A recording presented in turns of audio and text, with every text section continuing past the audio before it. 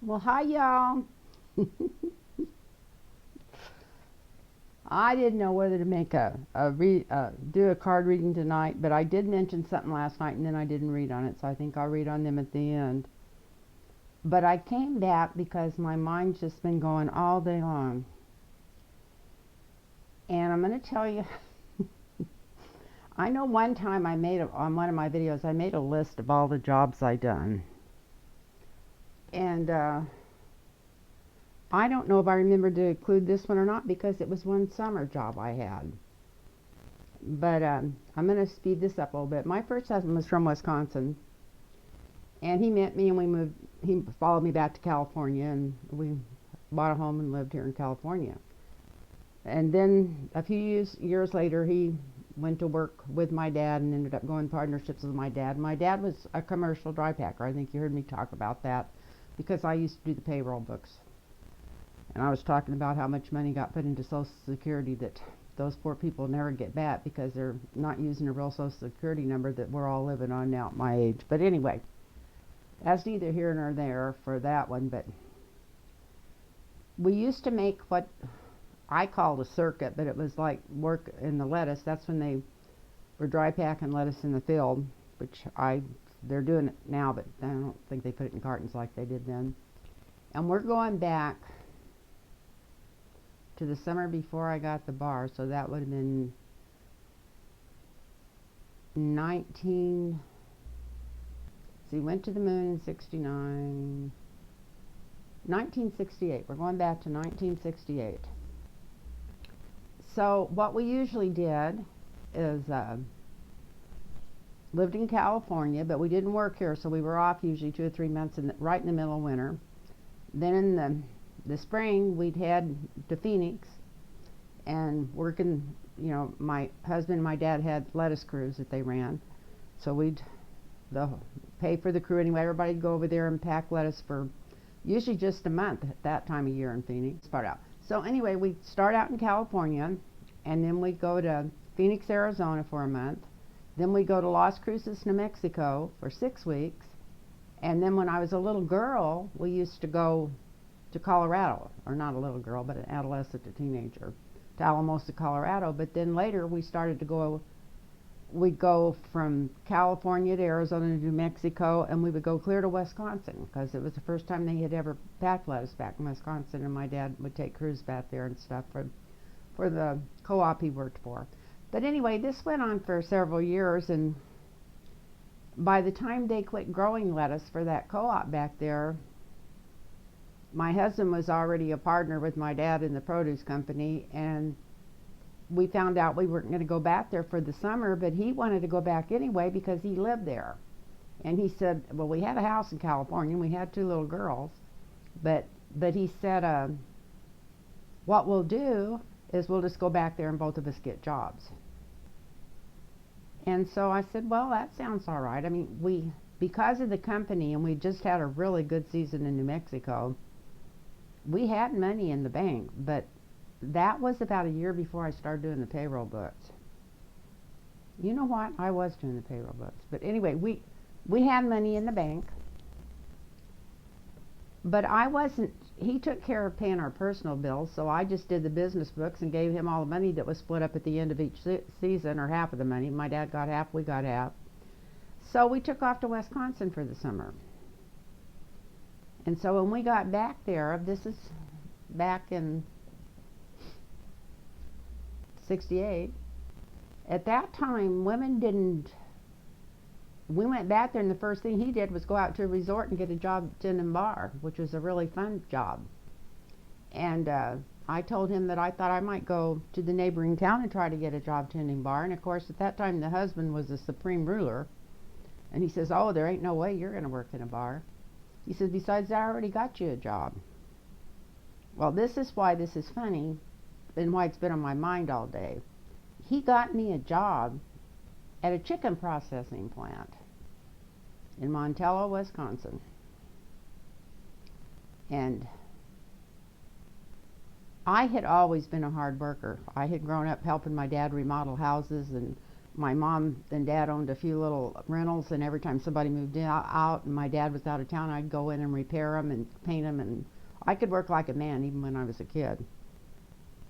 So, and I worked like a man until I sold my house 5 years ago. You know, mowing my own yards, taking care of my own pool, with it 120 degrees outside.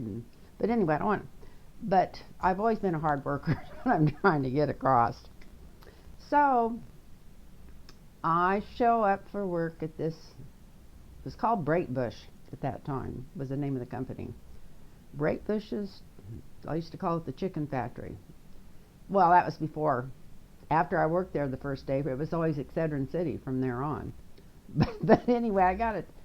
That was the hardest work I ever did in my life. Ever. Only job I ever had where you pushed a time clock, and that was unusual back that many years ago. And if you were over 3.5 minutes late, you got docked the first 15 minutes, and I'd drive 100 miles an hour. It was 8 miles to work. And I was a hot rodder then at that time anyway, so I didn't kill me or somebody else, but I'd drive 100 miles to work, 100 miles an hour to get to work, just so I could get there in time to punch that time clock, and I think I only punched it on time maybe 3 times all summer. Meanwhile, when I kept books for my husband and my dad and my husband's company, I was getting $100 a week for keeping books, which was worth it because I mean there was 3 huge crews and 6 small crews. I mean, and then you had to work 24 hours straight through when you got the time in. I wasn't overpaid, but I also wasn't. That was good pay, especially for them days. So I get to this chicken plucking plant. I called it a chicken plucking plant, and the wages had just gone up from like $1.32 an hour to $1.47 or something like that. I think it was a nickel raise, right? But the reason being is that the national or whatever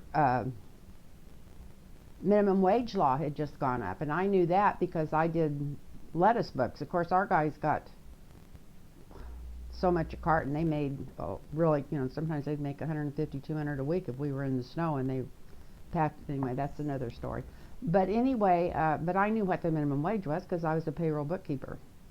So anyway, I go into this place, and I'm there about a week, and I start talking. Oh, I was going to tell you the rest of the rules. Okay, you get there you go. Got to be there to hit that time clock, and then between 8 o'clock and 12 o'clock you get a break. But when you go out of the room for your break, you have to take off your aprons and your gloves and all this kind of stuff before you can go to the cafeteria to get a drink or to get a soda or whatever you're going to do. And this break is 10 minutes. And you clock out on the time clock too. Because if you're missing any minutes, they're going to take it off your pay. And that just blew me away, because being raised in California, and at that time the only job I had besides the bookkeeping job was a beautician job at that time. That was my first job.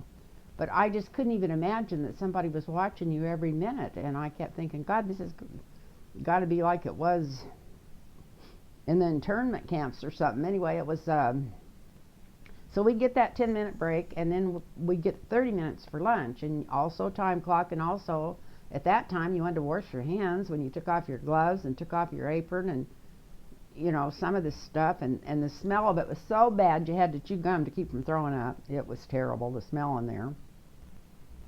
And I was about 24 that summer, right around 24, and very healthy. And we'd have one break in the afternoon, to a 10-minute break, and we'd get out of there at 5. But I would drive home at night, or in whatever, if the sun was still up, it was in the summer. I'd drive home when I got off work, and I would just walk straight by my kids, because at that time my husband would be leaving for work. I had 2 little girls. I just walked straight through. Even as bad as I smelled, and as much as I wanted to wash my hair, I'd throw a sheet on my bedspread and just fall across the bed, and I'd have to lay there for about 20 minutes or 30 minutes before I even had the energy to get up and go take a shower. And I was young and healthy, and I didn't do the hardest job in the chicken. The hardest job was out in the line where they kill the chickens. I worked in what they called the kindergarten, because where I worked, they cut chickens up on saws as quick as they could and threw them towards me, and I took the pieces and packed them on these cooking trays that were about 2 by 3, these cooking huge trays. And then after I'd get them filled, I'd over and stack them, because they'd come in from the cooking room next door and take them in there and do whatever they did with them. But anyway, that was the hardest job I ever did in my life. And not only hard, it was so boring. I kept thinking, well, do your life story, do your life story. And I'd stand there and I'd start through my life story, and it would seem like in 10 minutes. I thought, God, you haven't lived long enough to do your life story. But anyway, I was young then, and my mind worked better. I could probably just go into a meditative state now. But if they think anybody that's been brought up in America and raised especially the way the children have the last 20 years here is ever going to go to work in any of these plants, they are crazy, because they have no idea what that kind of work is like. Nobody does till you do it. I would have never believed it until I did it. But one good thing that kept my morale up that summer was I knew I only had to do it for about 2.5 months, and then I'd be back keeping books in New Mexico. And that, you know, that I would never be back in Wisconsin not doing that, because by then I had already made some plans in my life that I wasn't, whatever. But I knew that I wasn't caught there forever. And sometimes during the break where we'd go in and take our aprons off and stuff, after I'd worked there a couple of weeks, I'd start telling those ladies, you know, you need to start a union. This is ridiculous. You know, I said, I keep books for people that get paid piecework, and they make $150 a week, and we go through 3 semi-loads of chicken a day. Do you realize how much piecework that would be? And they would just almost cover my mouth up. They'd just panic and go, shh, shh, be quiet, be quiet. If they hear you talking like that, you'll get fired.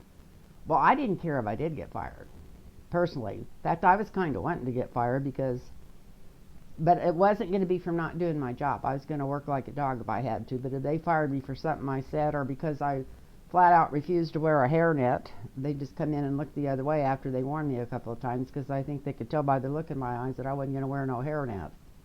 And I was such a hard worker, they didn't want to lose me. Not when somebody can pack 3 semi-loads of cut-up chicken a day. But actually, there was 3 of us. There was 3 packers. But anyway, that's my chicken processing plant story. That's not all of it. Oh, the day I knew I was leaving, I had already been out of that job about a week.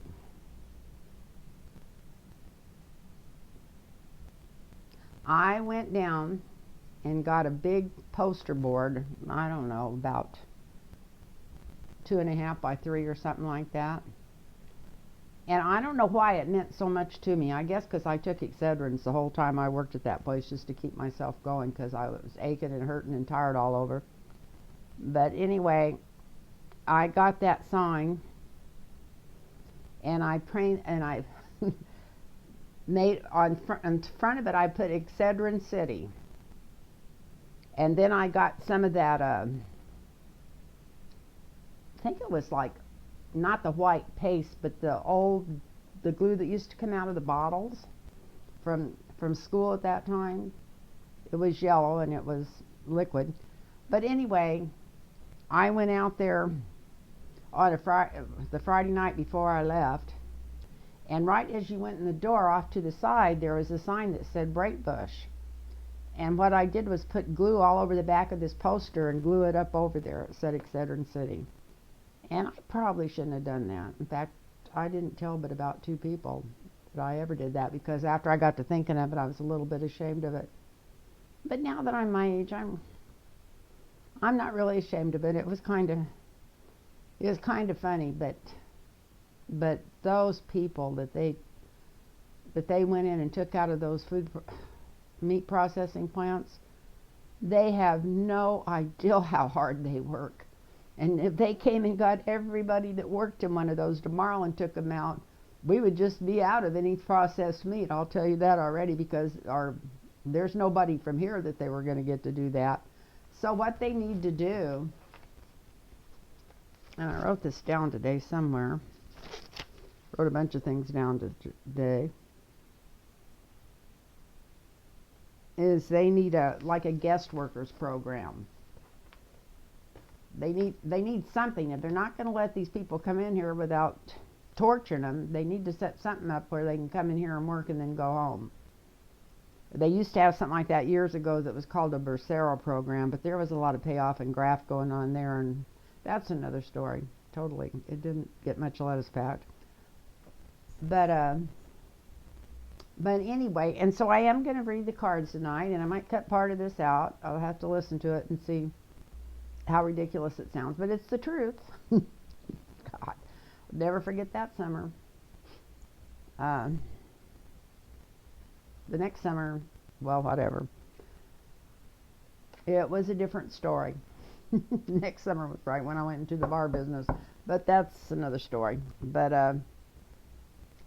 I did mention last night, I don't know if you guys watched my reading last night, but I was talking about, just in case Trump did leave there, and I see him leaving, depending on what makes him leave and how much this information is that comes out, I want to know, and I'm going to use, here I'm doing the wrong deck again, I'm going to use this deck. I wanted to know, if there is an interim president, is it going to be Mike Pence or Nancy Pelosi? And another thing I want to know, if anybody out there knows the answer to this, I'd love to know the answer to this. When Nixon left office, the vice president that went into his slot pardoned him for everything he done, so he didn't have to face any criminal charges. But I'm pretty sure that these criminal charges just had to do with that break-in and maybe some federal taxes that he had got caught not paying or something like that. It didn't have to do with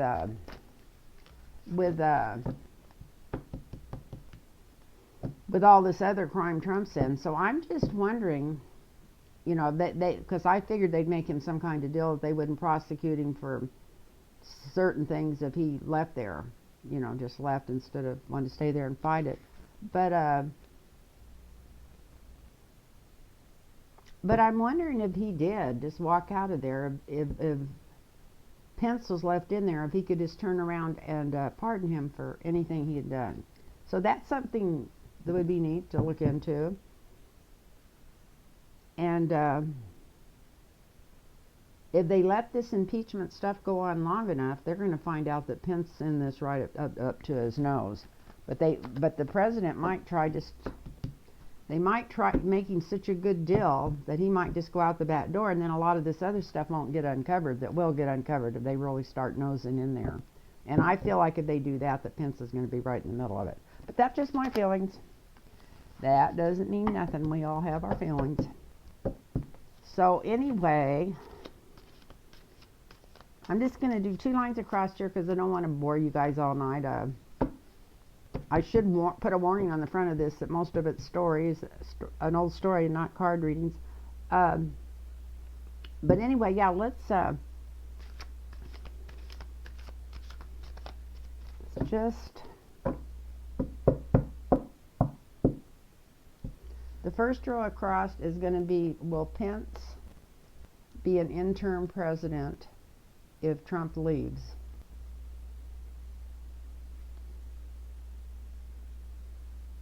Well, he'd like to be. That's all he thinks about. That's all he thought about when he was a little kid. He's been wanting to be president all his life. This is like a dream come true to him. And in case you can't see the cards, that's the 6 of Cups. The 6 of Cups. I never know when I set this still up because it's going backwards.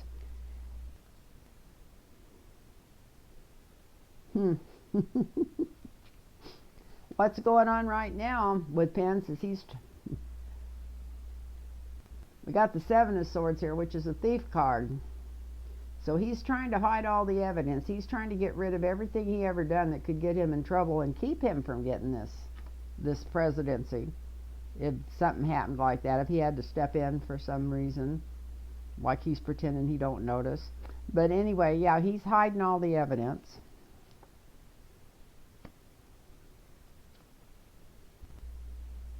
Gee whiz. Now he's really stressing out over this. He's losing sleep. This is upside down.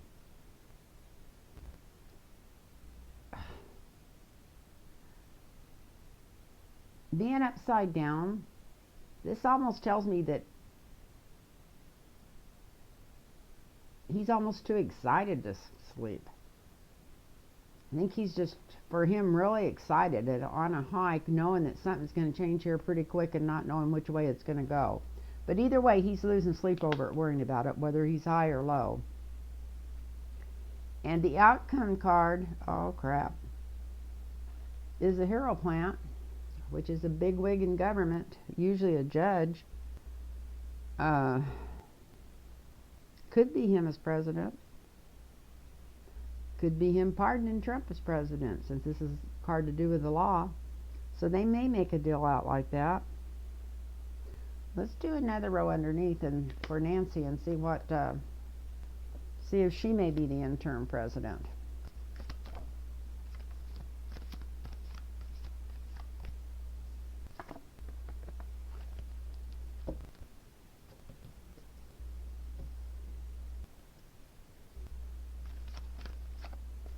I just drank half a cup of tea a minute ago, and it was a real tea with caffeine in it. I don't usually do that, but I decided I'd wanted to do this reading, and it was kind of late, and I went from being sleepy for the last 3 hours to being wide awake.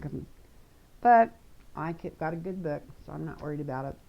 So, for Nancy, how about Nancy? Could she maybe be our interim president if Trump decides to go out the back door? Whew. We got the Hanged Man here.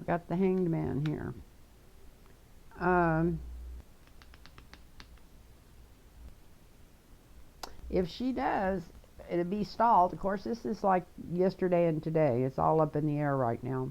It's also saying it's up in the air. And maybe she won't, because right now,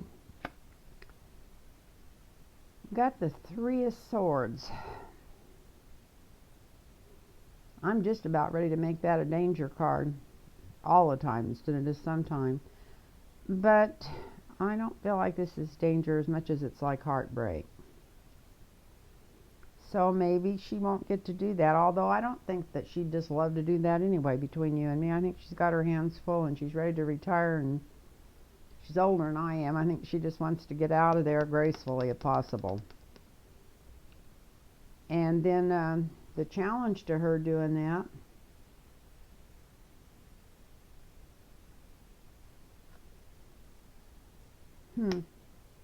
Ten of Coins. Family money. Her family money. Pence's family doesn't seem to have that much money. I'm sure they're not broke, but they're not filthy rich, and I think Pelosi is. Maybe the Republican money coming down against her, not wanting that, but they can't stop her. If something happened that Pence had to go, she would be next in line. I don't think there's nothing they could do to stop it. That's just the way, the matter of succession, and it's getting so close to the election. So that would be the challenge, money. Maybe a lot of advertising coming out against it. Who knows? But there's something going on there with money.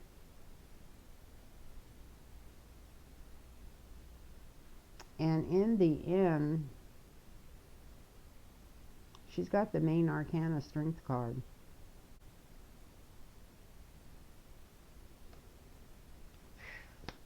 It doesn't answer any questions, either one of these.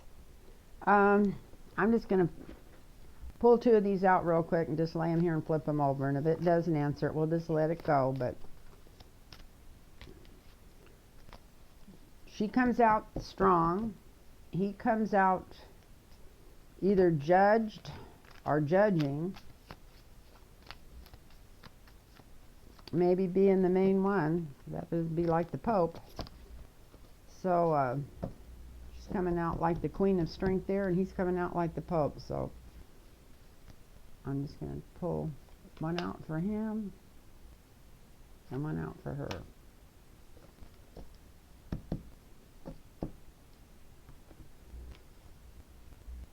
The Militia. He's done something wrong. That's why he's trying to, this stuff he's trying to hide will come out. This is the Law. That's not him. That's the Law and the Militia. She's got the Strength card after, maybe she's got this broken heart right now. This is the present. Knowing that all this stuff is coming down on her. Maybe that's why she's got the sad heart. But you got the Militia.